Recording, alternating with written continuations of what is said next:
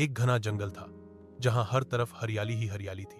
परिंदे चहचहा रहे थे, नदी नाले बह रहे थे और जानवर अपनी अपनी दुनिया में मग्न थे। उसी जंगल में एक शेर रहता था जिसका नाम बादशाह सिंह था। वह अपना ताकत और राब के लिए मशहूर था, लेकिन दिल का बहुत नरम और तन्हा था। शेर के साथ कोई दोस्त न था कि उनके सब जानवर उससे डरते थे।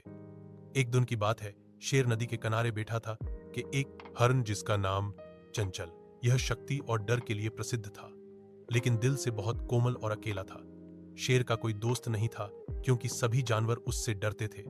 एक दिन की बात है, शेर नदी के किनारे बैठा था कि एक हिरण जिसका नाम चंचल था पानी पीने के लिए आया। चंचल को शेर की मौजूदगी का इल्म नहीं था। जैसे ही उसने पानी में झांका, उसने शेर का अक्स देखा और डर के मारे पीछे हट गया।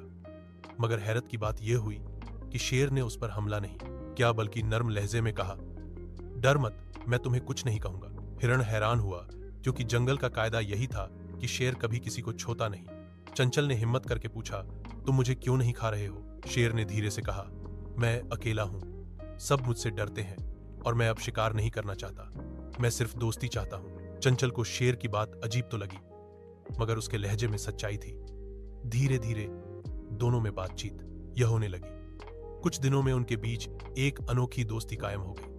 शेर चंचल की बातों से खुश होता और हिरण शेर के तजुर्बात सुनकर हैरान रहता।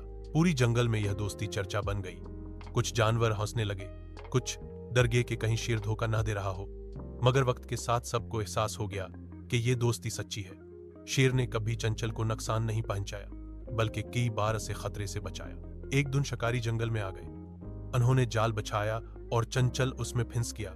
उन्होंने जाल बिछाया और चंचल उसमें फंस गया। शेर को जब खबर मिली तो वह फौरन दौड़ा आया। शेर को जब खबर मिली तो वह फौरन दौड़ा आया। उसने अपनी ताकत से जाल को फाड़ डाला और चंचल को आजाद कराया। उसने अपनी ताकत से जाल को फाड़ डाला और चंचल को आजाद कराया।